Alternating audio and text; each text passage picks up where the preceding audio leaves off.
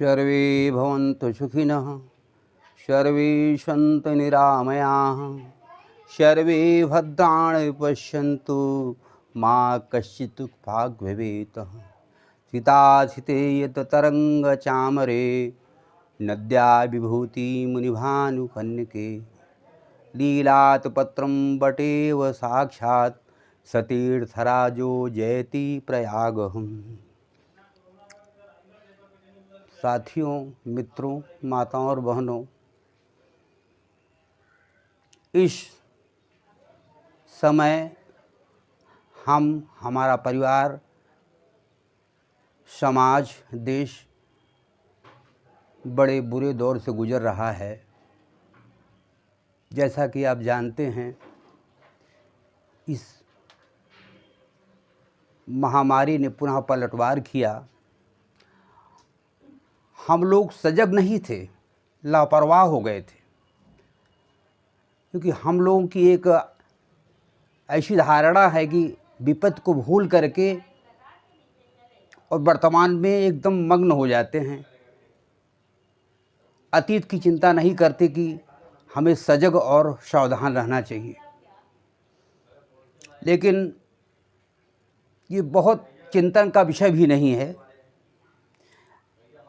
आप ये जग जाहिर है कि जब जब देश पे महामारी या विपत्ति आई है, मानव श्रृंखला मजबूत होकर के विषमतम परिस्थितियों का गहरे ढंग से मुकाबला किया है और एक दूसरे से जुड़ करके एक दूसरे के सहायतार्थ हम लोग खड़े हुए हैं। चाहे वो हमारा मेडिकल क्षेत्र रहा हो, चाहे हमारा पड़ोस का क्षेत्र रहा हो, हम एक दूसरे के प्रति समर्पित और सेवाभाव से कार्यरत रहें। ऐसा कि आप जानते हो, मैं आपको अपनी बीती बता रहा हूँ, सत्यापित कर रहा हूँ कि 11 अप्रैल को मेरे को फीवर आया। तो अमूनन जैसा मैं जानता हूँ कि सोचा दवाई ले लेते हैं, कॉमन गया, दवाई लिया और खा लिया, तो उसको हमको काफ़ी रिलैक्स हुआ। फिर 12 को फिर आया, क्योंकि मैं आचार्य निर्मल मिश्र निराला, जो कि मैं पुरोहित का कार्य करता हूँ, इसलिए हमें 13 अप्रैल से नवरात्र प्रारंभ था, प्रथम दिन था, इसलिए मुझे कलश की स्थापना भी करानी थी। अतः फिर मैं दवाई खा लिया, फिर मैं उसी दवा के बल पर कलश स्थापना किया, दूसरे दिन भी वही करता। तब इस मैंने संज्ञान में नहीं लिया। मैंने सोचा कि चलिए ये तत्काल में ठीक हो जाएगा। हमारा लड़का बाहर था, आउट ऑफ स्टेशन था, फिर वो वापस आ रहे, तो मैंने सूचना किया कि बुखार हमारे तेज़ी से आ रहा है, अतः आप शीघ्रातिशीघ्र घर पे आओ। तो आए, तो तब से रामदेव का काढ़ा या फिर जो भी चिरायता वगैरह रहा उसने हमें देना शुरू किया। तो बुखार अपनी चरम सीमा पर था, लेकिन मैंने कहा हिम्मत न हारिए बिशारिए न राम, हिम्मते मर्दे मदद दे खुदा। इस ध्येय और प्रेरणा को लेकर के मैंने कहा आर्य पार की लड़ाई है।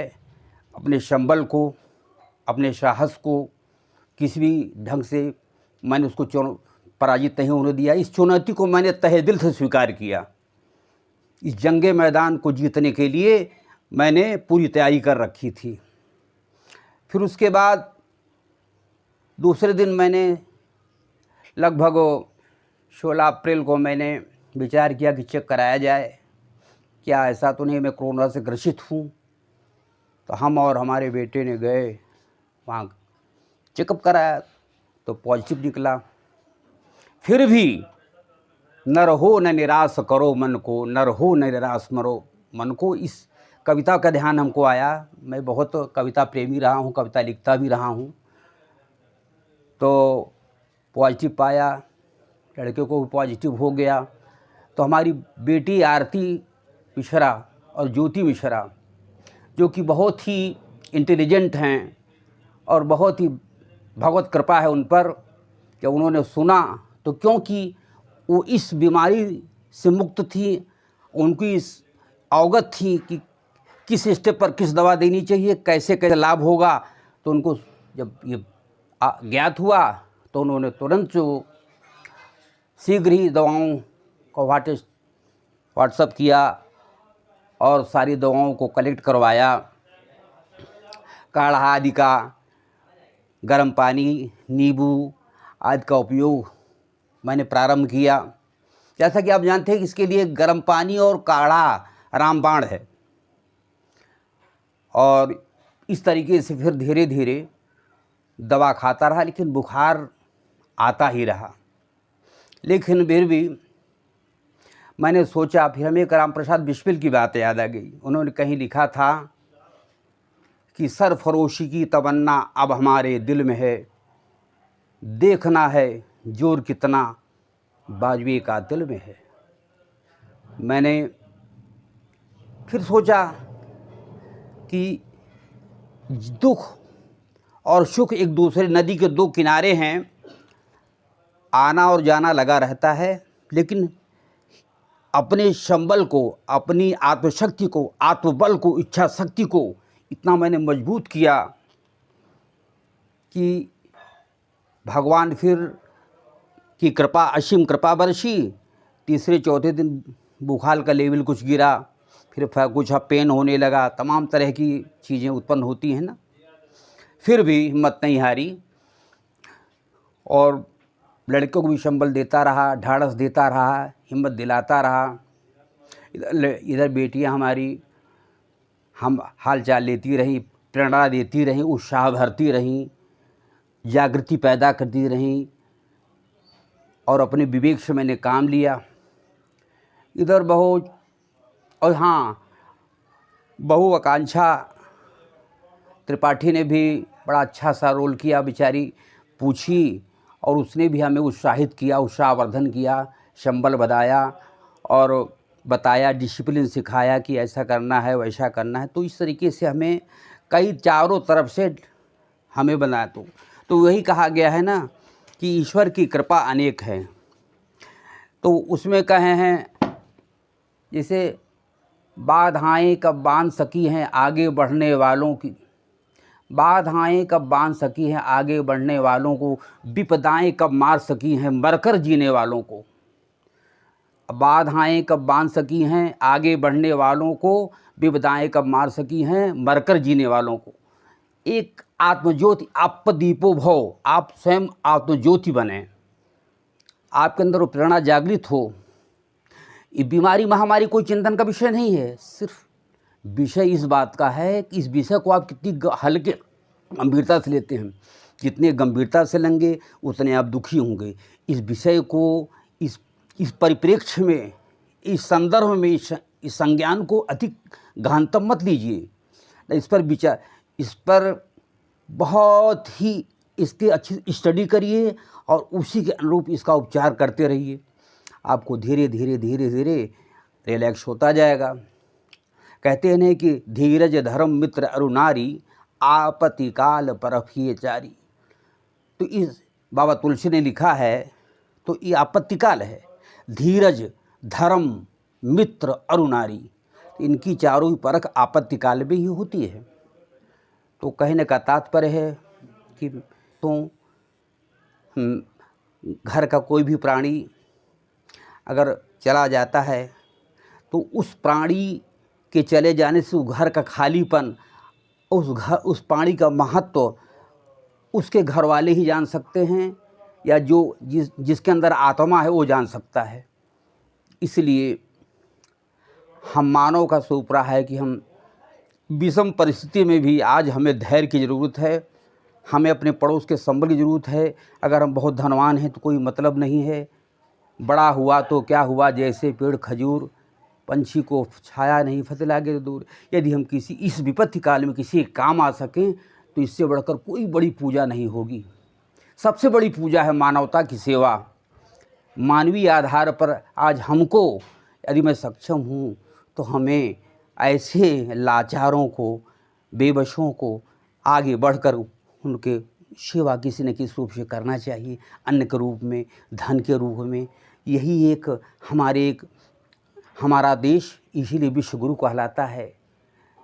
उदार चरिता नाम वसुधैव कुटुंबकम, जो उदार चरित के पुरुष होते हैं उनके लिए पूरा विश्व ही परिवार होता है। आज संगठन में बल होगा, हम लोगों में एकरूपता आएगी। इस विपत्ति की घड़ी में, इस मुसीबत के दौर में आज कदम से कदम मिला के चलने की ज़रूरत है और मानवता को जागृत करने की ज़रूरत है। और इस समय देश के बुद्धिजीवी लोगों को, चाहे मेडिकल साइंस हो या जन सेवा साइंस हो या हमारा प्रशासन हो, जैसा कि आप जानते हैं पिछले दौर में जिस तरीके से लोगों ने मानवीय आधार पे जान हथेली पर लेकर परिवार से अलग होकर के जन सेवा और जन कल्याण किया, एक अपने भी एक आदर्श उदाहरण प्रस्तुत किया था पिछले वर्ष। उससे ही अधिक आज भी वही ज़रूरत है कि इस विषम परिस्थिति में आज हमको एकजुट होकर के, अगर हम एकजुट होंगे तो दुनिया की कोई भी ताकत हमें पराजित नहीं कर सकती है। सिर्फ समय है। बुरा दौर था, अंधेरा छटेगा, उजाला होगा, प्रकाश होगा, किरणें उगेंगी, फल खिलेंगे, फूल खिलेंगे, मानवता जागृति होगी और विकास के रास्ते पर अग्रसर होंगे। मैं इन्हीं का शब्दों के साथ कहना चाहूँगा आपसे, पुनः विनम्र आपसे करबद्ध प्रार्थना है कि आप लोग इस महामारी से, इस विष पर थोड़ा भी चिंतन ज़्यादा गंभीर मत होइए और भगवान की कृपा, ईश्वरीय सत्ता पर विश्वास करें और अपने कर्तव्य के प्रति सार्थक कदम उठाते रहें। चिंतन न करें, ग्लानि न करें, बस उपचार करते रहें और अपनी इच्छा से को जागृत रखें। मन को गिर न दें। मन के हारे हार है, मन के जीते जीत। मन प्रबल होगा, इच्छा शक्ति प्रबल होगी तो रोग अपने आप से आपको धीरे धीरे भागता रहेगा। क्योंकि ज़रा भी आप चिंतन करेंगे, अनावश्यक नेगेटिव पॉइंट सोचेंगे तो फिर आप ज़रूर विषम परिस्थिति में गुजर जाएंगे। नेगेटिव मत सोचिए, सकारात्मक सोचिए। मैं हूँ, मैं था, मैं हूँ, मैं रहूँगा। हाँ, अगर ऊपर वाले ने आपका अवशेष नहीं रखा है तब फिर अलग बात है, लेकिन आपके अंदर इतना गट्स है कि ईश्वरीय सत्ता पर आपको विश्वास है, ईश्वर में समर्पित हैं, तो ठाकुर जी की कृपा आप पर जरूर बरसेगी। और इस महामारी से क्या आप तो लाभान्वित होइए और दूसरों की मैं चाहूँगा कि इन सब बातों को आप और आगे सब्सक्राइब करें, शेयर करें हमारे साथ, जिससे कि लोगों के आत्मबल बढ़े, आत्मविश्वास बढ़े, संबल बढ़े, चैतन्यता बढ़े, आत्मशक्ति जागृत हो और अपनी आत्मा शक्ति को जागृत करें। अपदीपो भव। और इस संकट की घड़ी में हम लोग कदम से कदम मिलाकर चलें और देश आम लोगों को, जनमानस को इसे प्रचार प्रसार करें, लाभान्वित करें और सभी मिल कर के, सारे सिस्टम मिल कर के क्रिएटिव हों और सही दिशा में कदम उठावें। और इससे हम कुछ नहीं, विपत्तियां आती हैं जाती हैं, थोड़े दिन का ये दुख है, ये टलेगा, अवश्य टलेगा। क्योंकि जीवन में सुख और दुख तो आते ही रहते हैं। आज दुख का जब सीमा समाप्त होगी सुख तुरंत आ जाएगा। लेकिन आज ये परीक्षा की घड़ी है। इस परीक्षा की घड़ी में पूरे जनमानस को, हमारे देश के आम लोगों को, बुद्धिजीवियों को, सभी लोगों को मिलकर एकजुट होकर के सभी को नेक सलाह दें, सभी के काम आएँ, एक दूसरे के परोपकार आए। परोपकार आए सताम विभूत्या। परोपकार से बढ़कर कोई इस सुख नहीं है। इसलिए मैं फिर आप लोगों से विनम्र आग्रह करता हूँ, करबद्ध आग्रह करता हूँ, इस दौर में आप अति भ्रमित न हों,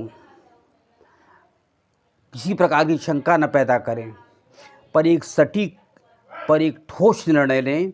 उस ठोस निर्णय के आधार पर अपने को मजबूत बनाएं, अपनी विचार को अच्छे सकारात्मक बनाएं और थोड़ा सा योग करें ऊपर जाके सुबह, उससे अच्छी स्वच्छ हवा मिलेगी। क्योंकि ना हवा जो है एक दवा के बराबर है। गर्म पानी का प्रयोग करें, जैसा कि बताया आपको, नींबू का पानी का प्रयोग करें, वैसे भी कॉमन आप लोग ले सकते हैं। और जैसा कि आप तमाम तरह का काढ़ा है, तुलसी की पत्ती लेकर के ही खाएं, मीठी तुलसी है, तमाम तरह के उपचार हैं जो कि आपको, हाँ, दूरी बनाए रखें, मास्क का यूज करें। इस तरीके से आपसी वार्तालाप कम करें, मौन रहें, इससे चित्त शांत रखें, प्रसन्न रखें, एनर्जी वेस्ट मत करें।